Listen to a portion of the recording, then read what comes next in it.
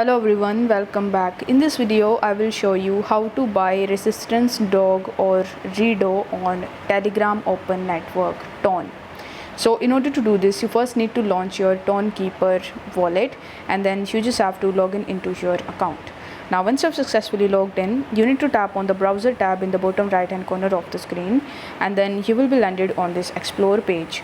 Now over here you just have to scroll down a bit, and in the DeFi you are going to see stone.fi, which is a decentralized exchange with low fees. So you need to tap on it, and then you will be landed on its official website. Now over here the first thing that you need to do is to simply connect your Ton wallet with stone.fi. For that you just have to tap on the connect wallet button, and then you just have to enter your passcode. After that it will show you that your wallet is now connected successfully.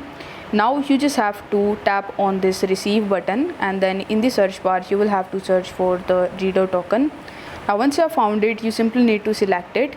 Then you just have to enter the amount of Ton coin that you want to spend in order to purchase the redo coin, and then it will also show you the equivalent amount of redo coin that you are going to get.